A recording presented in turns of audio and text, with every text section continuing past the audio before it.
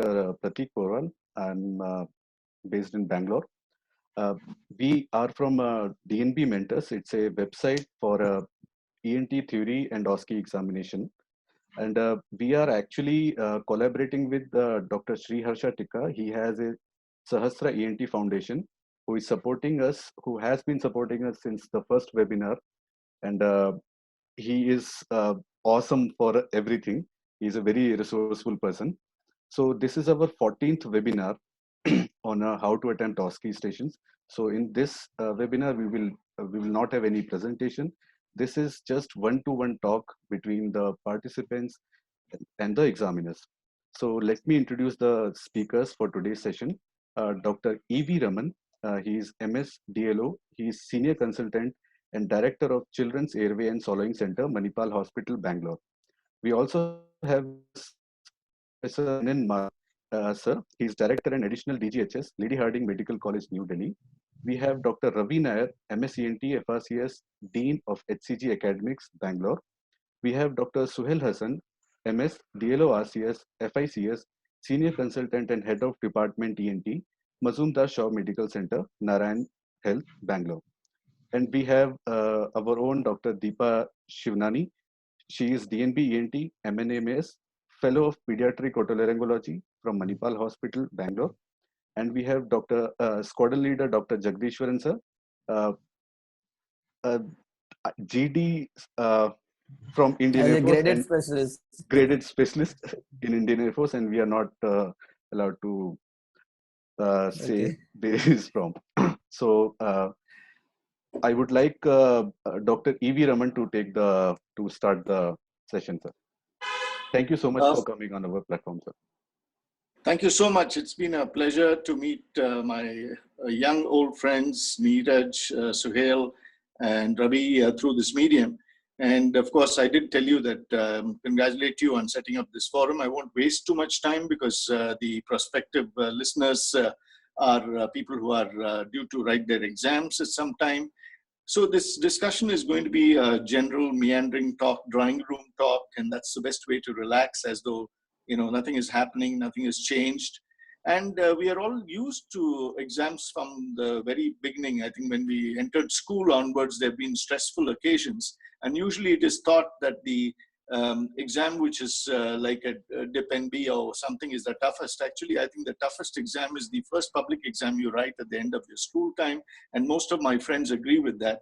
And once you go, you have definite targets which become more focused. So your first MBBS is a tougher exam, then your final MBBS is a relatively easy exam because of so many practical things going on. And what you've accumulated as knowledge over the period of time, if the training is good, the examination is a cakewalk, I'm sure. So we have very experienced examiners who've been in the academic field. Unlike me, I call myself, many times I'm introduced as a professor. I'm not a professor. I act like a professor, so I call myself an acting professor. So the real professor here is Dr. Neeraj. One is, of course, when you're preparing for an exam, you've prepared all your, and I think with no insult to my colleagues, I think a student on the day before the exam knows much more than any examiner. So that is one thing you need to think. Their knowledge is not as vast, as much in depth as you. So go there and you have to tell yourself, look, I've been preparing for the last 2 years or 3 years. You've been attending your clinics, and fortunately for us, the Diplomate of the National Board is so well designed. It kind of assesses what we've been doing in the last couple of years instead of only theoretical knowledge. And especially the OSCE is a wonderful way of finding out, so that a person who doesn't deserve to pass doesn't pass, and the person who deserves to pass definitely passes. So if you've been doing your clinical work, the clinical clerkship, seeing patients, having, of course, discussions with whoever's training you and your peers, you are already ready for the exam, because it's just going into another OPD and giving your diagnosis or discussing the whole thing. That is what I feel. With this introduction, I will request Dr. Neeraj, freewheeling discussion, what he thinks a person should do to put the best foot forward in this kind of an examination, and stop thinking about the outcome. You need to do your work. It's the karma which matters, and what comes out definitely will be based on that. You've contributed that much, but you can't, obviously, you're not the examiner, you cannot change the decision. Neeraj, would you like to say a few words after this introduction? Thank you, Dr. Raman, and good evening, everyone.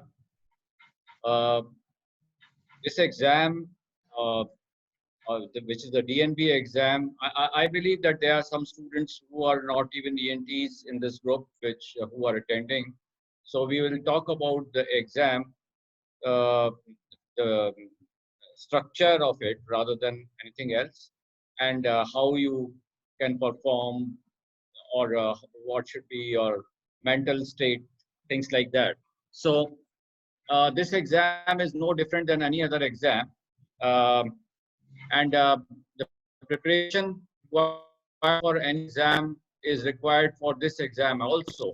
Uh, Without a preparation, going for any exam is not right, and one should be fully prepared with the examination pattern when he goes for the exam, that he should know what is expected out of him in that particular exam. If you do not know the format, or you are not completely aware of the format, and you have not practiced that format, whichever exam, be it an MS exam or DNP exam or MCQ, any exam, you should know exact format, what is, how you will be evaluated, you should know exactly, otherwise your preparation will be faulty, in a sense that uh, you should have the knowledge, but the preparation for giving the exam should be exact.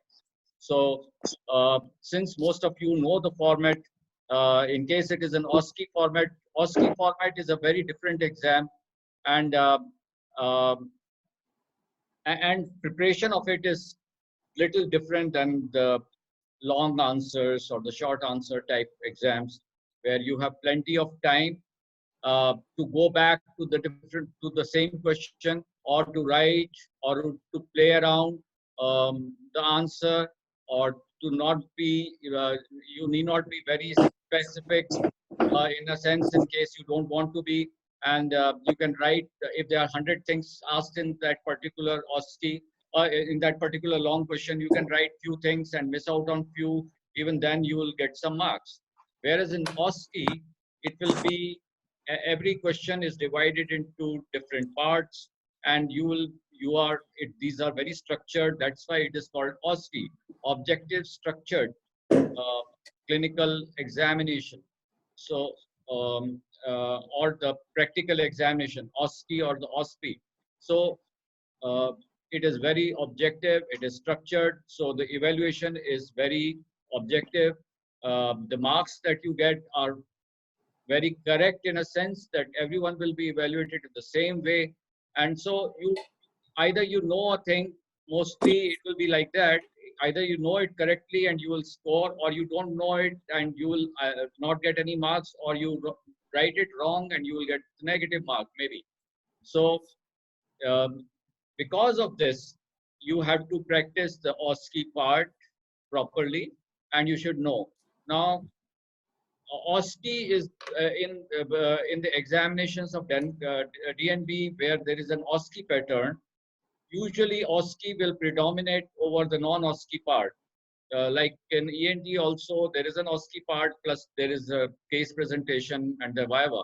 But OSCE predominantly decides as to the outcome of the individual, whether he passes or not, or how many marks he gets, because that is more given more importance. More marks are for that, and there are there is a negative marking also in some OSCE, so you have to be very careful about those negative marking stations.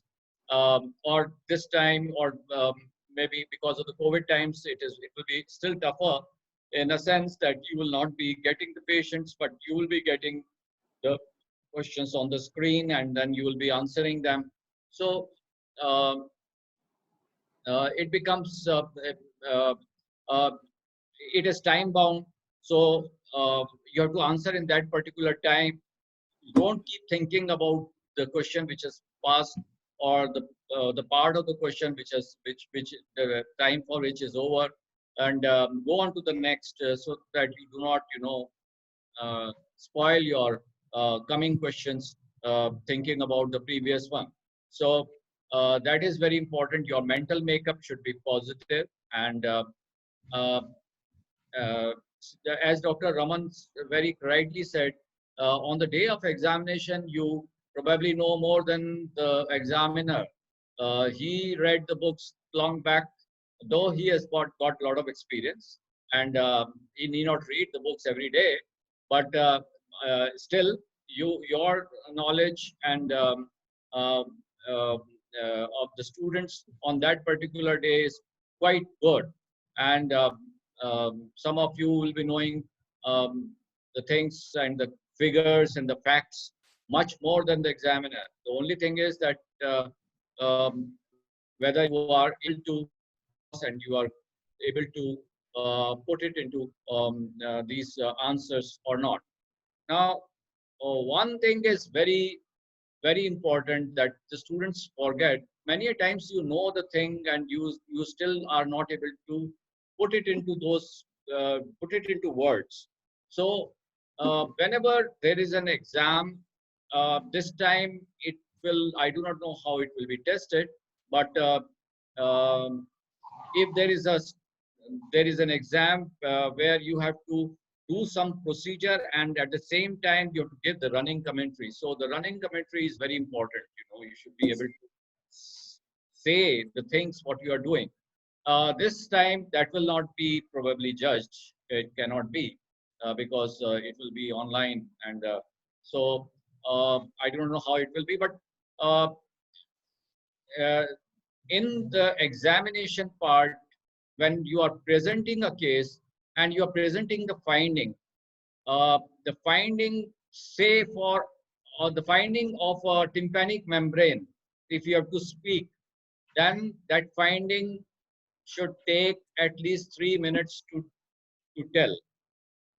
If you are able to say that finding of the tympanic membrane in 3 minutes time, it is, or 4 minutes time, that means you are describing it properly. Same about the nose or the throat or the larynx. If it is taking less time, then either you are missing out on few things or you are not able to express that. So always the findings should be scanned. So just just uh, have this thing in mind, that as if you have put the patient inside a scanner, and then whatever is coming part by part by part by part, you keep saying that. If you take that philosophy, then you will not miss on any finding. And many times, I mean, you take it as obvious that yeah, this is there. It doesn't require my telling, but that is wrong. If you do not tell something in exam, it is not taken that you know it. It is taken. We will not presume that you know and you have not told. We will presume that you do not know it. So, especially when it is a local finding. So, when it is that, say the case is of the ear, then the finding of the tympanic membrane. If the case is of the nose, then finding of anterior anoscopy. Or the cases of the larynx, then findings of indirect laryngoscopy. Cases of the neck, then the findings of the neck, palpation, whatever, has to be very detailed. The rest of the findings also you have to say, but the local findings have to be very elaborate, and that many a times people miss on to that, and they score not that good because of that problem. So that is it, and in the COVID times, the exams will be a little tough in a sense that you will not be uh, getting the patient, or you will be getting the patient and you will be examining them with wearing the PPE, and that patient will also be, wearing the mask, uh, uh, or the examination pattern will be somewhat different, and we will try to gauge the skills without giving the patient. So it will be little different from the rest of the exams which have been conducted so far, because of the limitations. And so is the exams of the MS or MD also. This time, the examination uh, uh, how the examination will be conducted will be more dependent on the facilities and the things available at that particular center. Uh, though it will be uniform, but still um, uh, it will be quite dependent on the center. Right. This is what I want to say. But be prepared and be happy and be confident. The COVID times have made the task of the examiner or the people who set the papers or whatever questions much more difficult too. See, they want to assess the person properly.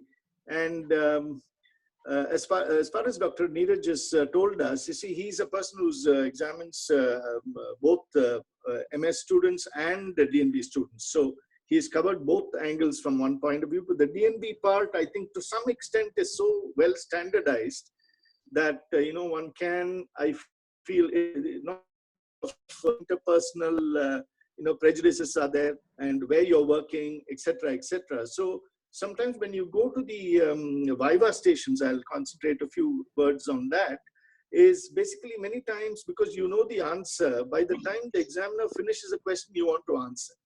So kindly let the examiner finish his question, take a second to think what it is, and be very precise. They don't have the whole day to assess you. So you have to come to the point and, answer the Viva questions and be very precise. Now, instead of hogging the limelight, I think I'll request Suhel.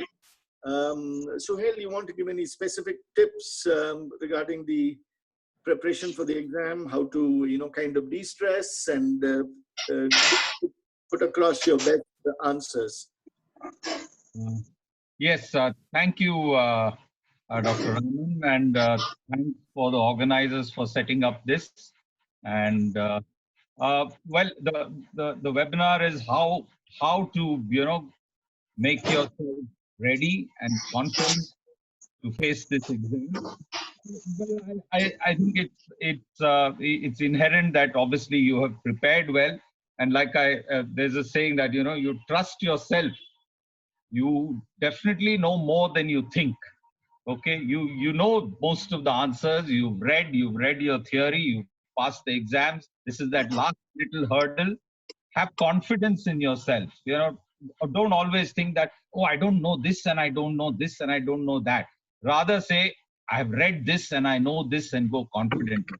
Of course, that last minute cramming and mugging really doesn't work. But I think the students now, at least those taking up the DNB, have that time from the theory exams to the practicals to prepare. And like we were discussing a while ago, they have been through these OSCE stations, attended many courses at various places. I know they are conducted from Chennai and MUF and Mangalore and Bangalore and other places. So they are tuned to the system. Of course, this particular COVID exam, I would say it is a bit different. And I think on the 8th, they had a little rerun of this, what pattern this exam is going to be. And one of my residents came and she was discussing it with me. So I don't want to go into that, but obviously now there won't be that, that huge hall where you will go station to station. It seems it's going to be put up on a screen and you have to answer. The minute you answer that question, that answer will be taken away, and then you'll be shown another question, and like that you'll have about 25 OSCEs. I'll get a little specific. I know most of the people taking DNB have been for this webinar or trial run, so they know the pattern. So be aware of the pattern, and like everything else, concentrate and keep your confidence. You're going to see things on a screen and will be asked questions. You have to jot them down like any other OSCE, and then you don't get obviously time to go back to that question like in the OSCE. So that way it goes the same way. And the next part is split between a Viva, a case scenario, and some skill section. Now, but obviously the Viva will be taken by a group of examiners. I don't know whether that's going to be done virtual or the examiners going to be there, probably, but it is like any other Viva. You will be asked a few questions, and I know it's always easy to ask questions whoever the examiner is, and you'll be, thrown some questions, but they will all be generally, straightforward, basic questions. Nobody is going to ask you some weird syndrome from some corner of Scott Brown. Please don't be worried. If you can answer the basic things well and confidently, you're going to pass. I mean, you have to be above, average and above average. You're going to pass if you know the basic thing. Same thing in the OSCE. Don't be worried if one question goes a bit awry. Don't brood and waste your time on that and upset your rhythm and your mood and not do well in the next question. That is the catch of OSCEs, or this things which are thrown to you. Forget about that. Move on to the next. It's like there were some games we play. You know the question. Yes, if no, pass. I know this part. So you just concentrate on what you know well and put it down, and I'm sure it will be fine. Of course, the Viva, the case scenarios are maybe a little different now with the new system of examination. So, but it will not inherently change. They may not have a patient sitting there and you may be told to do an indirect laryngoscopy. That may not be. They may give you a case scenario. This is how the patient presents to you, and this is the problems, and this is what uh, is happening to the patient, and then ask you related questions on that. What will you look for? How will you come to a probable diagnosis or a differential diagnosis? How will you then investigate? So you have to come up with that. It's not different. It is, think you're sitting in the OPD and this patient has walked in, and what you have been taught to do, just do that. So don't get flustered, don't get worried, since we are here for giving you that, I won't say pep talk, giving you the confidence that you have read all this before, you have spoken all this before, you have done all this before. So it's nothing phenomenally new which is happening. It's just happening in an exam scenario. And then how do you stay positive in that exam scenario? Yes, you have to have that confidence. And I remember earlier there used to be some T-shirts, written. It was a company, I think, which said "No fear." That's exactly what you have. Put on your T-shirt of "No fear." Don't be worried. You'll come out with the right answers confidently. It's there. Like I say, these answers are all there in some corner of your mind or your brain. You will come out with it. Don't get flustered. That is the key. If you get flustered and nervous, then obviously the things you know don't come out correct. Be calm, make yourself, you've done all the work, you've done all the reading. So you have to just put it out. A couple of things about, you may be wondering how they're going to have a skill station and how are they going to do these case scenarios. Don't worry, it will be simply done wherever the center is, and it will be simply done. Whether they will want you to demonstrate physically a skill section, like taking a transfixation suture, or how do you ligate something, or doing an Epley's maneuver. I'm just giving examples. You may not have patients there to demonstrate, but they may ask you about that, or will ask you in detail how you go about doing it. So don't get worried. I think you, all of you who have taken the DNB in couple of days' time, the clinicals will know all these, the pattern which is being told. So don't be surprised if you haven't been on that webinar. Please ask your colleague, ask your friend, get that sorted, that you at least know the pattern and there are no surprises. That's not good. You go in and you say, oh, I didn't know this will happen, because that puts you off gear straight away. Okay, so go with that, go with confidence, and you will, I'm sure, do well. And you have been, I think, attending a whole lot of webinars on various topics by the same OSCE group. You've been through all of them. You have, I know, groups wherein you've been through a lot of OSCE questions. So I think you're well prepared. I think your batch, and these days the batches taking DNB, I think, are extremely well prepared. You have so much information, recourse to material all at your fingertips. So yes, wait. Another thing is wait for the question. Read the question properly. Don't be in a hurry. Understand the question and answer, obviously, to the point correctly. Don't make up in your mind something is being asked and then I'll answer something.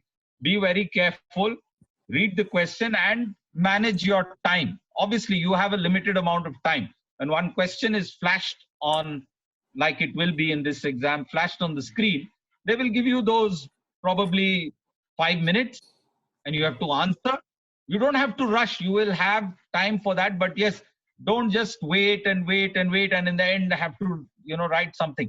Time yourself. You will be told how many minutes each OSCE they will give you probably 5 minutes. And I was told there are going to be 25 OSCEs and of 5 marks each, and that is one section. So you will get time, but yes, be quick and correct. I know it comes together in OSCEs. You have to be quick and you have to be correct. So here's wishing all of you the very best. And like I said, you have been through a lot of this. Nothing is new. You know the pattern of OSCE, how it is. But yes, you have to be specific, and obviously answer spot on. They're not going to be long answers. So it will be in a line or maximum 2 sentences. But you have to be spot on. Don't write anything irrelevant. You want to get correct marks. Okay, if you really don't know, I would say rather leave it blank. Don't bluff. There is no point in writing something which you don't believe in and just think, oh, it could be. Don't. Avoid that. Write what you know, be specific, and I'm sure those will get you your marks. All right. I know we can take questions from you all if there are any doubts. The confidence issue is there with you. You have to have that confidence. You have to go out thinking, I know all this. Come on, what can they ask me? I've read it all.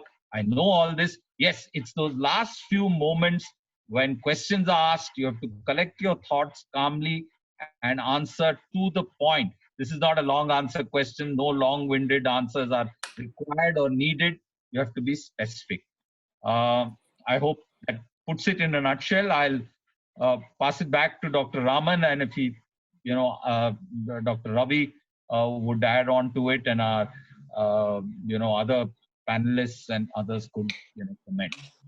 So we'll get a few words of wisdom from Ravi. I remember many years back, all three of us, Neeraj, Ravi, and I were together in CMC Willow for one of the exams, and it was an immensely enjoyable experience. And Ravi has a very long teaching experience at St. John's Medical College, and he's been a major supporter of students in the sense he's motivated a lot of them. And I just want him to say a few words which I'm sure have missed out, because he is always a person who thinks out of the box. And Ravi, the stage is yours. Okay.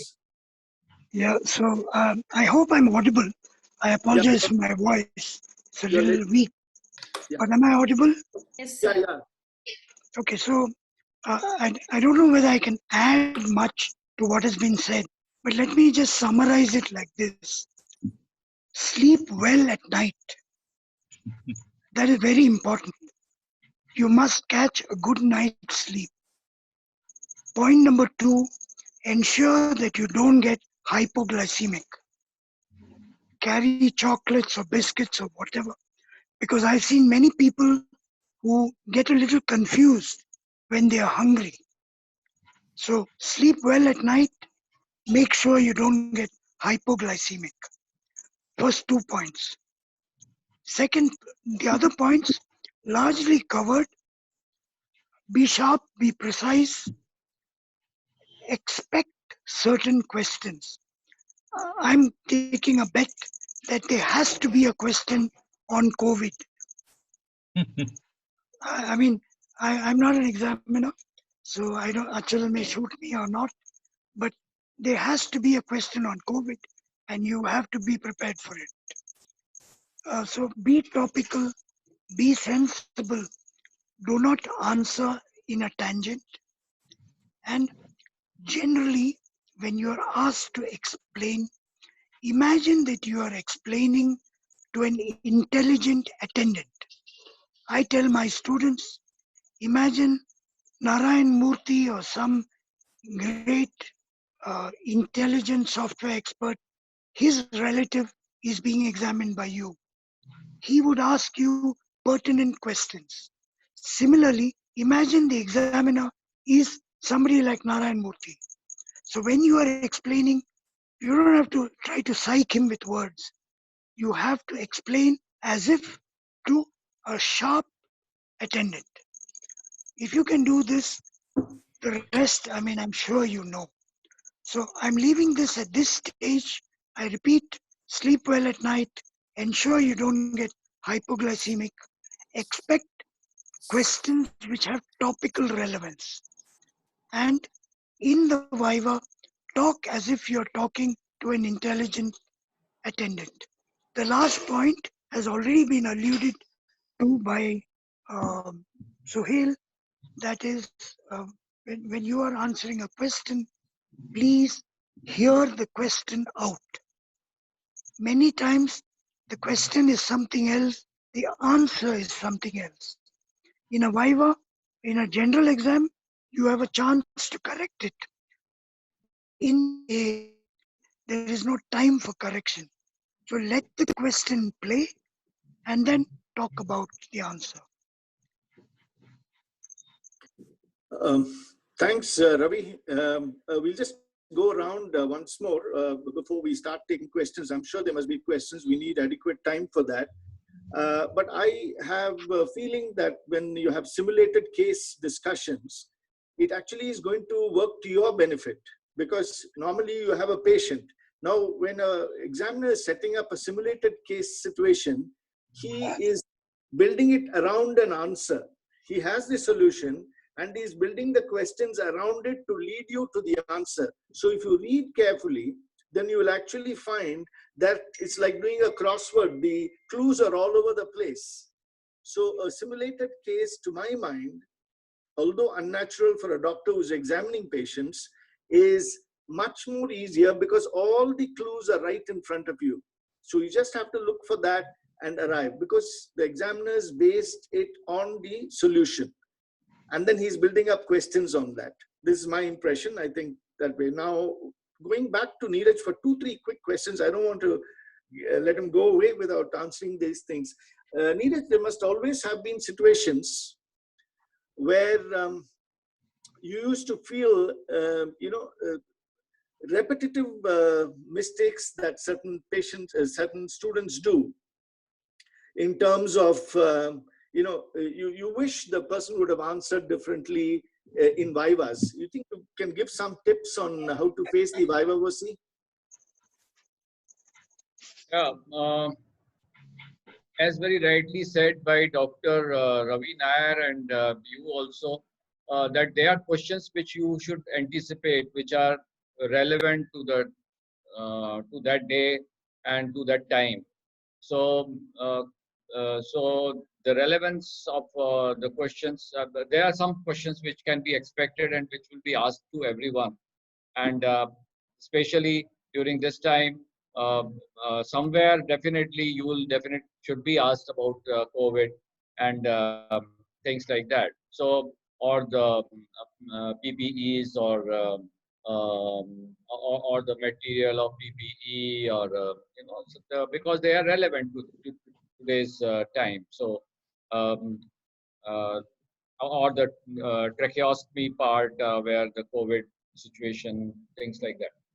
So uh, that is one thing, that how to be prepared. But the questions, the second question of yours was that how repeated mistakes that the students make. Uh, uh, the main mistake that the students make is not in the Viva. I can't. I mean, there can't be some repetitive mistake, but definitely in the case discussion which we have found, the mistake is, as I told, that the findings are not described properly. It is very important that there should be a template with you for the local findings. Go to read one case report in one of the best journals which you can think of, international one, and see how that case report was written, and make it a template, and make an ear case report with you, make a um, nose case report with you, one neck examination case report with you, and take out the words also from there. You must use that same language and the same, you know, keywords. The keywords are very important.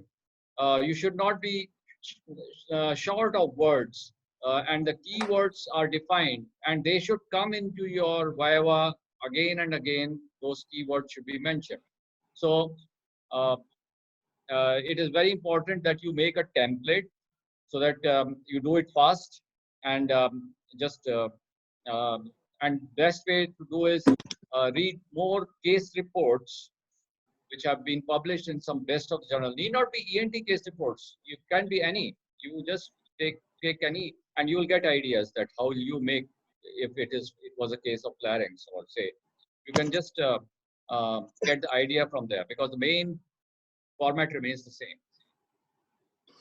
Any last minute thing that you can check out? Only thing I can think of is go back to clinical methods. And that's one way, like Dr. Neeraj just do that. You can also probably go through your clinical methods textbook to make sure that how to, simple things like how to examine a swelling in the neck, what are the things to be described.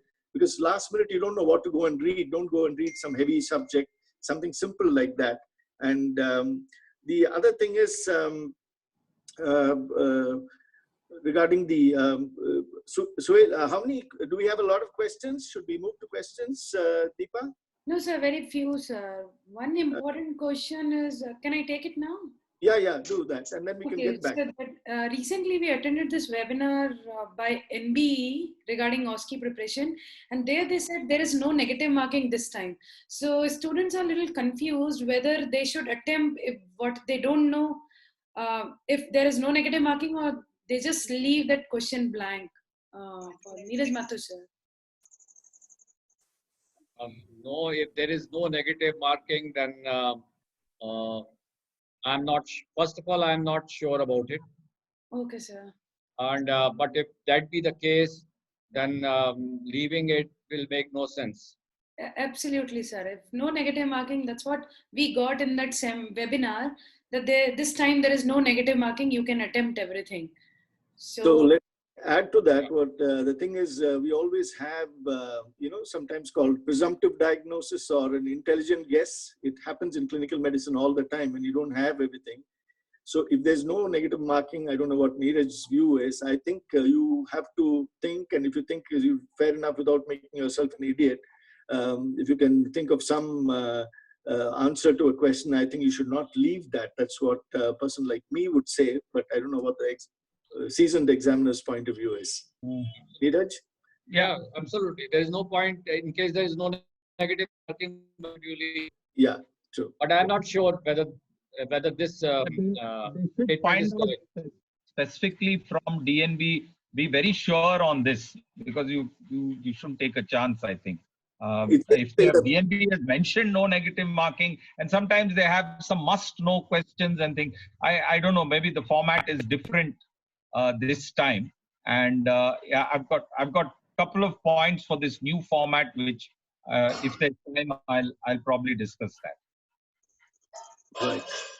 So can we go to then some more questions before we... Yes, sir. And one more, the same confusion again, whether to take our own otoscope and tuning fork, or and all the instruments for the examining the patient. Though they said there won't be only one station for the case presentation and examination or task performance. But in the webinar, it was said that better you bring everything. You bring your stethoscope, you bring all your instruments. So is it wise to bring those, or they can just leave? They said don't bring the thesis copy, don't bring the logbook. But for instruments, they said yes.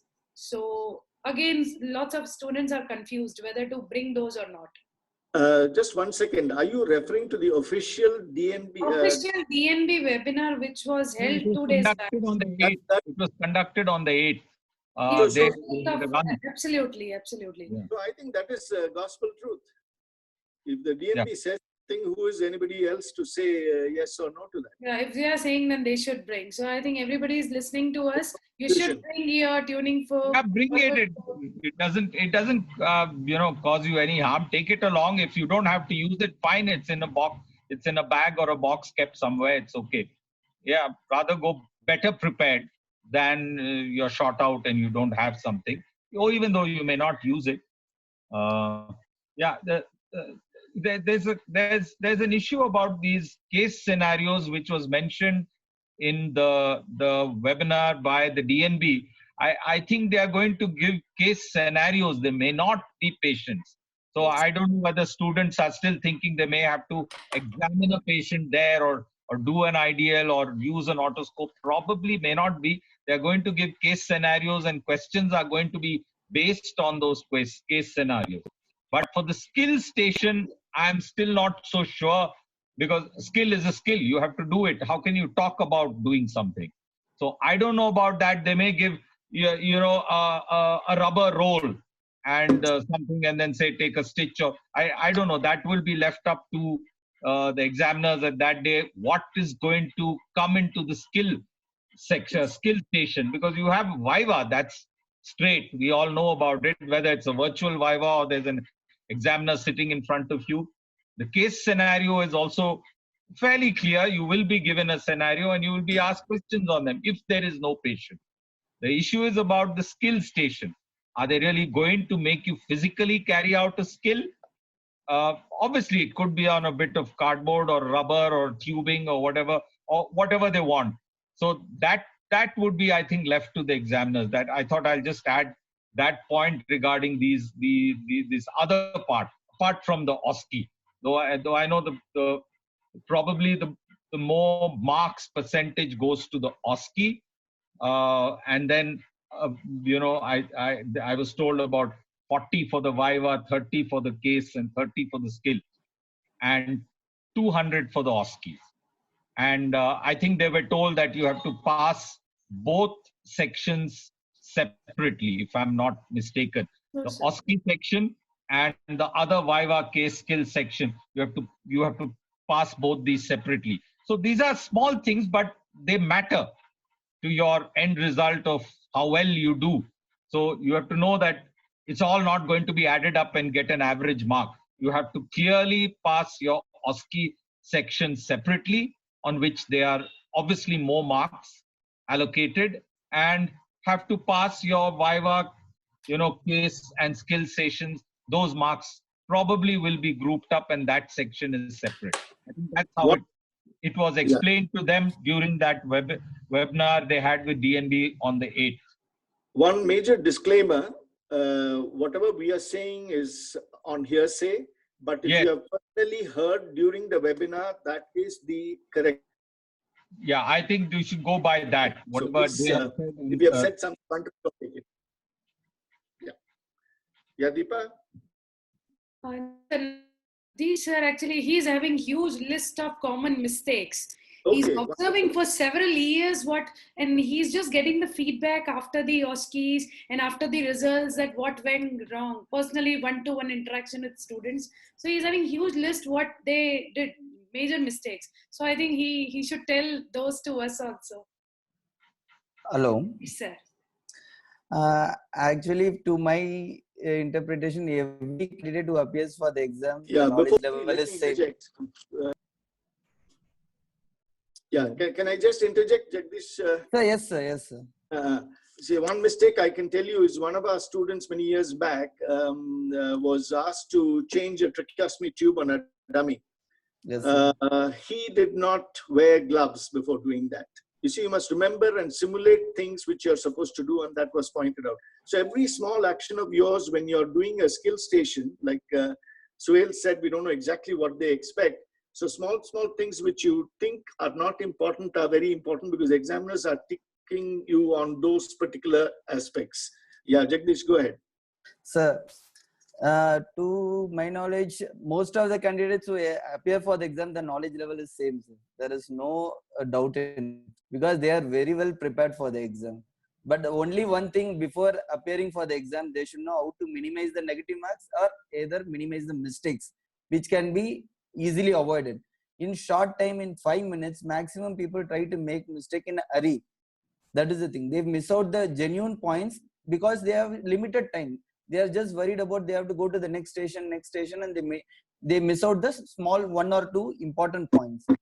And while answering a question, they start writing very briefly in a long. The most of the answers should be in short or one-liner, so that they can answer all the 10 questions, sub-questions which is coming below it.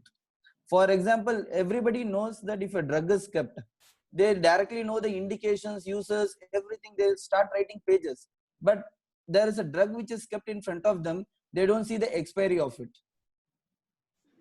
So once if the expiry of the drug is seen, then the answer for the full question is very simple.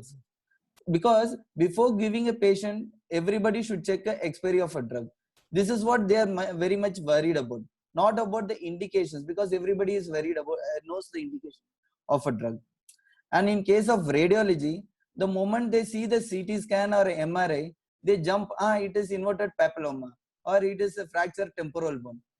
But what they want to know is whether they're seeing the name. Like what happens is that they keep a CT scan with a name. There's a name in the CT scan, but the below question says with a different name, the CT scan is placed above. They should know whether the CT scan is of the same patient first. They should check the name of the patient as well as name in the CT scan. And then they should start interpreting it. Right from the name, side, views, whether it is contrast or non-contrast, and then they should go for the probable diagnosis. What the candidate does is directly jumps into the diagnosis as inverted papilloma or fractured temporal bone, transverse or vertical. That is where they make the mistakes. And in case of procedure, like for example, examination of a ear, everybody knows the examination of ear. The moment they see the question, they take the otoscope, they examine the ear, they come to a conclusion that the diagnosis has been done. But what they fail to do is certain points before it, which carries more marks, which is greeting and introducing himself, getting permission to examine. If the patient doesn't give permission, you can't examine. So we should wait for the permission, give examine, then warm your hands, then start the examination. The examination is as usual, ear or nose or throat. And after examining, you should ask the patient, does he have any doubt? And we should greet the patient as thank you. And what maximum people does is they take a long time in examining the ear. They should practice at home with a timer, with a dummy subject regularly, and they should try to complete every examination, ear, nose, throat, or neck examination within 4.5 minutes. This is what I tell all the candidates who appear for the exam. Practice before going to exam. Try to complete all the examinations within 4.5 minutes, so that in the exam, it takes half a minute for reading the questions and you just move to the next station. If at all the examiner wants to ask a question, they will stop, and in between they will ask a question to it. Sir. In case of counseling station, for example, I am giving an example like carcinoma of maxilla.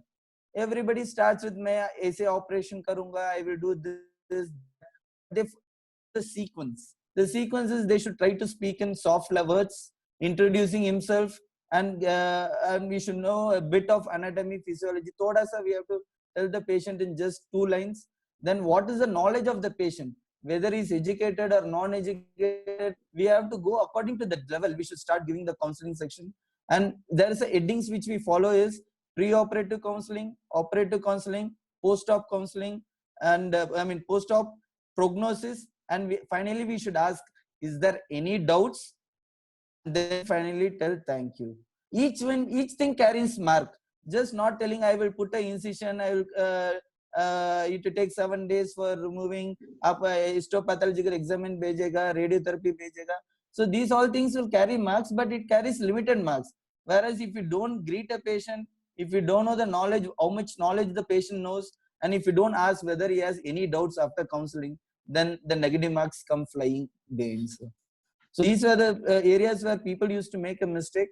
And as it is, I tell only one thing to all candidates: learn to minimize negative marks or learn to minimize mistakes before you go for exam. Once if you learn how to minimize the mistakes and negative marks, and I am 100% sure the candidate will get through the exam. Anybody who gets 130 and fail, it is because of his ignorance that he didn't know how to minimize his negative marks. This is what I always tell every candidate. That's it from my side. Yeah, very nice remarks from you. And do we head towards some closing comments, Deepa? No, sir. No any new questions so far. Questions finished? Yeah. Any closing comments from Ravi? No, I think I must appreciate Jagdish. I think he said something which is very pertinent, and I congratulate him. I think we underestimate our students. We just have to ask them to cool down, be sure of the question, and as he said, I mean, it's what I meant when I said, imagine that you have Narayan Murthy or somebody, because you can't get away with not greeting him. You can't get away with not being polite. Correct. So if you can't remember these things, just imagine he is the chief minister. Then you will, or judge, then you will really be scared. So that's the way. Got it. Suhel? No, I think we've covered, fair amount of ground, and I mean, we've given general overview, not gone into too much of intricacies. Yes, Dr. Jagdish has given his, experience as where you miss out on small things. So that's what I wanted to just again reiterate, that the small things, are important. Little things. If it's counseling, how you approach and what do you say and the way you say it. I know Dr. Mathur also said, in your mind you should have this template with all these things, and don't miss out on anything. If you have that in your mind and you've rehearsed it previously, you will go through all this without a hitch, and it will go fast and it will go well. You're not floundering, saying, oh, I'll ask this and I'll ask this. You should have it practiced and in your mind. That's just a tip to the students, so that you don't miss out points. You say it in a very systematic, manner which makes sense, because that's what the examiner wants to hear. And whether it's, and of course, don't say things which, like I say, you feel are not right. Just don't bluff, because they invariably get you into a problem and a soup, and then from one wrong answer, it goes on. So stem that. Don't get into that situation at all. And of course, there may be no negative marking in OSCE, but don't say the wrong thing in a Viva or things. You'll definitely have negative marking there, because you are expected not to make those kind of things. So be careful. Okay, if they say no negative marking in an OSCE, okay, write what you will. You hope you'll get some marks for it. But that mental thought shouldn't be there for a Viva or a case scenario or a skills. Stick to your basics, and I'm sure you will all do well. Like they, you have all the others with you. It's how you put it out. It's how you put it out to an examiner, or in a case scenario, or in a Viva. That's all I have to say. And I hope all those going for the exams are feeling well. Yes, see, you're not having, you're well and fit, like Ravi has said. Sleep well, eat well, do the same things you've been doing all these days. Don't go and do something drastic the night before this exam and upset your whole, what should I say, biorhythm, and you've not slept and land up groggy-eyed. Your concentration will not be there. Just do what you've been doing, and I'm sure you'll perform well. And I hope you're healthy going for the exam and fit. Thanks. That's all I have. I think I'll leave the last word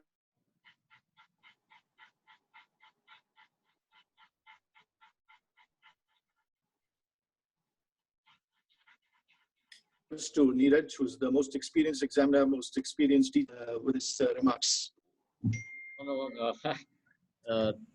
I think what Neeraj, your closing comments. Okay, can you hear me? Yes. Yeah, very well. So I think what Dr. Ravi Nayar said was very pertinent, that the student should feel that he is and should have complete respect for the examiners and his knowledge. He should be completely aware that the examiner is very, very knowledgeable. That will automatically change, bring pure behavioral change, and it will change your body language. So if you have that thing in your mind, your body language will be correct for the occasion. And the occasion is your exam, where it is examiner's day who is deciding as to whether how you are performing. Having said that, it is also important to have some amount of adrenaline in you. So while we say that be confident and be relaxed, it doesn't mean that you shouldn't have little bit of adrenaline rush, gush in you. So have some that is also very important to perform well. So it is a mixture of the two, and but as any other exam, go with the confidence. Don't be very shaky, and but don't bluff. If you do not know something, try to think, recapitulate. But if you are taking too long, say that I don't know, and go on to the next question. And many times examiners do give you hints. If you look for it, if you're an intelligent person, you've read it, many times examiners do give you hints. Look for those hidden hints in the vivas when they talk to you, their facial expression, etc., etc. And don't go with a very laissez-faire attitude, like the body language is important, like Dr. Neeraj said. With that, I think I'll leave it to the other organizers to Two more questions we have got for asking, sir. One is, what about language barrier?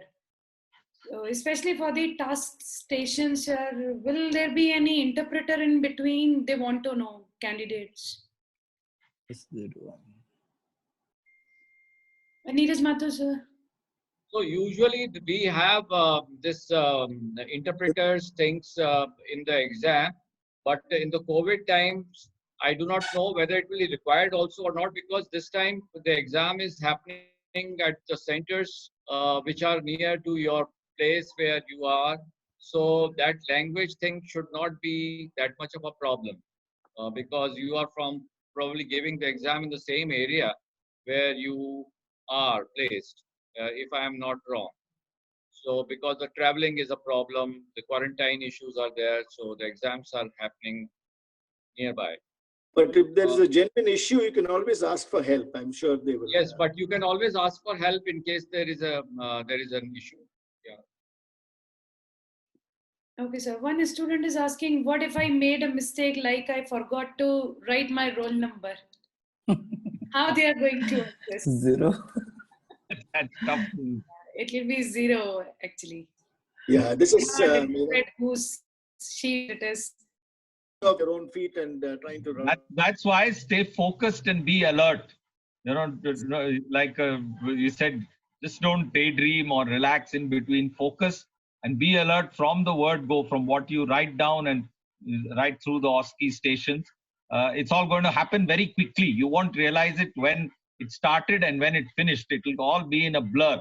So you have to be alert in that blur. And now it's they're going to show you things on the screen and then you have to write it down. So that's it. Be alert. Don't miss out on small little details which could be important, like your roll number. So when you're having chocolate, don't have rum-filled chocolates. Can you tell something, sir? A few points. Yeah.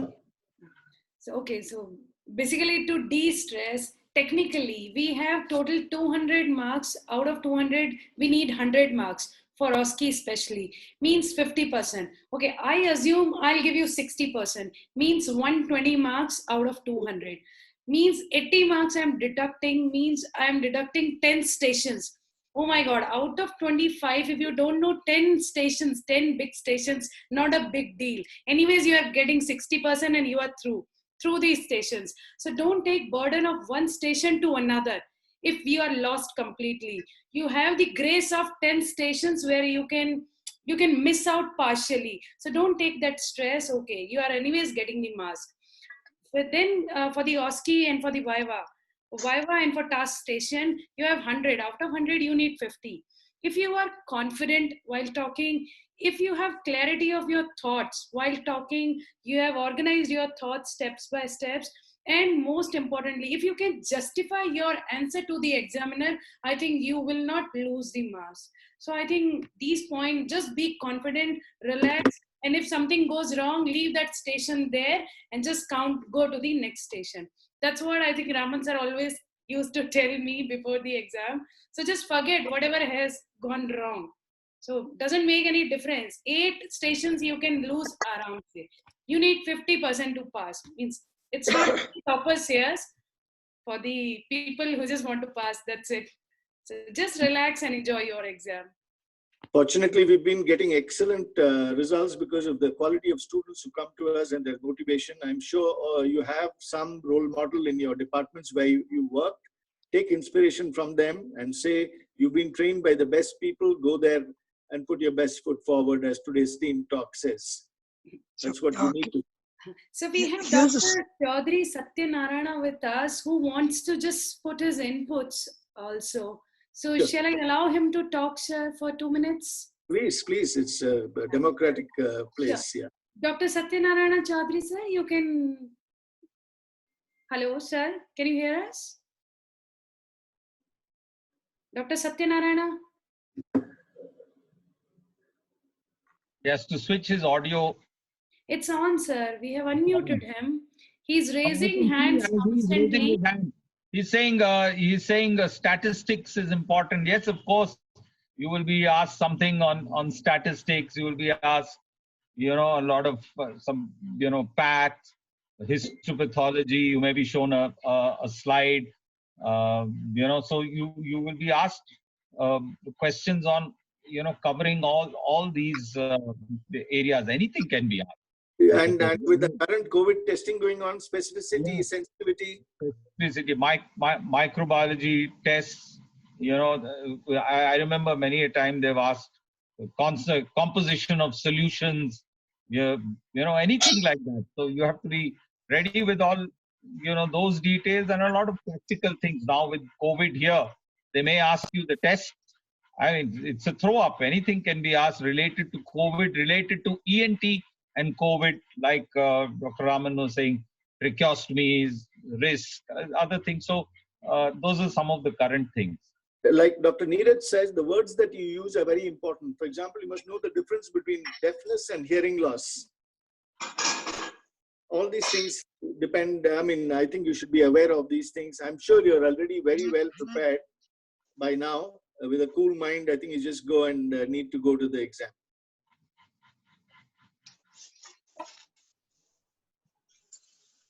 I think our doctor was having problem. He said he's on an iPad. Something. That question is answered. Yeah, that's it. Yeah.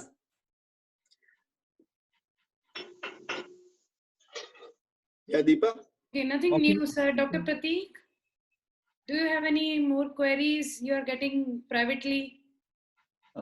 Yeah, I have one question. So we are seeing a shift from usual OSCE to virtual OSCE. And we have also seen that some MS examiners are also moving towards OSCE stations. So what can we see in future? Like how we can see that everything is going to be in OSCE format or virtual format, because there are many limitations of doing virtual OSCE stations. So I would like Dr. Ravi Nayar or Dr. Mathur sir to answer that question. Okay, so my take on this is the senior faculty are usually much slower than the junior ones. So my take is people like you, Prateek, and Deepa are the ones who should place scenarios to people like me and Mathur. Because quite frankly, we are not as sharp as you are. We were sharp at your stage, but we're definitely slow. So all these futuristic questions, I want you to be telling me. Sir, I think this is one odd scenario this time because of COVID. For sure, next time we will be back to our normal OSCE where we can evaluate the student properly as far as clinical aspects are concerned. But I think Neeraj Mathur sir should tell what Yeah, is the absolutely. Though COVID has taught us many new things, and they are welcome change also, like taking the lectures or replacing some of the conferences as a webinar is absolutely doable. And in fact, it has got many advantages. Um, and those are advantages of a lecture online outnumber the disadvantages which are there. But examination is very difficult to conduct online. Examination, you have to be there. That part will, I'm sure it cannot be done, and virtual OSCE is still more difficult. So virtual examination is difficult, and virtual OSCE is still more difficult because you are left with with very limited, opportunity to examine. So that way it is sort of an advantage to say like that to the students who are appearing this time, maybe because as told by Dr. Raman, this time the case will not be there. So the case, when it is a paper case or it's done, it's a case which is made, then the examiner is almost leading you to answer something. Whereas when you get a case, then it's an open case, and for anybody to decide where it will go. So it was much easier to answer on a paper case when the things are defined that it will lead to this particular diagnosis, it will lead to these many investigations, and it will lead to this thing. So definitely online OSCE and online examination is only compulsion, and I hope it happens only this time, and next time we meet all of us together and take the exam. But uh, taking the lectures and having the lectures or having the uh, the conferences online has got many advantages. No, but I think Mathur Saab and everybody, I think we should realize that technology is coming in a big way. So if you have 3D imaging, projections, which is going to be the norm, however much we deny it, I think we have, I repeat, it's not our generation. It is Prateek and Deepa's generation which are going to take the lead. And I think it is incumbent on us to take opinions from these juniors. True, very true. So some of the changes that have come because of COVID are going to be permanent. Some of the ones where human interaction is there is going to be very difficult to get rid of, because ultimately it's a people profession, medical profession, people profession. We'll have to deal with people, and yes, probably there is some way in between using technology and not leaving the human interface. Because see, the telemedicine has come to stay. So we will have to factor this into medicine. Ravi, you're too close to the camera. Sorry, I didn't know I'm that. seeing your nose. But we can hear you well. I'm doing an anterior rhinoscopy. I thought the video was stopped. No. We are seeing you. Yeah, now it's okay. Okay, so I repeat, I mean, this is now what you talk about future advances. So like you have future advances in your subject, you're going to have future advances in the examination. I mean, this will come whether we like it or not. I mean, I think if we hold on to old patterns, like I see many examiners saying, in my time, we must go to history, we must do this. When everything has gone tech, most patients come to you with a CT and an MR. So we are also fighting against a tide. So we should be aware of that. Otherwise, we'll be outmoded very fast. Have an open mind. Yeah. Well taken. No, because probably this is the first test run of virtual OSCEs. So I think the board will also see how well or how well it does not work. And then certain things may be continued, for all you know. You know, And it feed from student, feed from, yeah, this way less of examiners having to shuttle between Calcutta and Bangalore and Delhi and Mumbai. So it may bring about some changes which could make it easier for everybody concerned. The content wise, I don't think there's going to be an issue with the technology these days. You'll be able to put up good content. Yes, the interaction between examiner and patient and student, that is going to be a bit of a miss. That's not going to be so easily done with putting 3 cameras, one on each person. That will be missed. Skill sections probably would be missed, but other things I think all can be figured out by technology these days to ask and get appropriate answers. I think that's a possibility. I don't know. Let's see what this trial run, what DNB gets out of this, and what experience they accumulate with this side of a system. and also we don't know how long COVID is going to be around. Yeah. Yeah. So keeping in mind today's theme, I hope we have kind of answered some of the things and equipped our examinees psychologically to get over the exam stress. I hope we have done it, done the best from our point of view. And maybe the moderators, Deepa and Jagdish and the others, or Prateek, can kind of sum up the whole thing. Unless there are more questions, of course, we can answer. No more questions so far, sir. Then all we need to say is best of luck to all of you on behalf of all the other panelists too. Yes. Thank you. Thank you for hosting all of us and me, and best wishes to all the students. In a couple of days, you'll be sitting there. Okay. All the best. Just All nice. the best. Thank All you, the sir. best. Thank you, Neeraj Mathur sir, Raman sir, Thank you. Abhinay sir. Thanks a lot for coming and joining this. We still have constant 50 participants with us, in spite of saying that, okay, we are ending this, but still they want to listen. Okay, We are so saying can I give a last word? Sure, sir.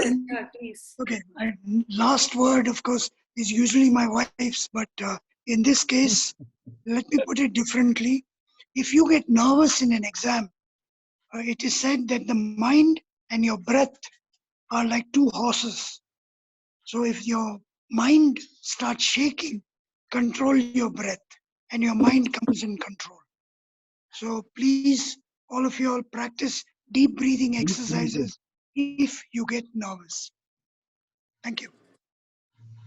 Thank you so much, sir. Okay. Bye. Thank you. Yes, sir. Thank So, you for joining. Yeah, I know. bye, sir. Thank you so much for coming, Bye, sir. sir. Think you want to say something?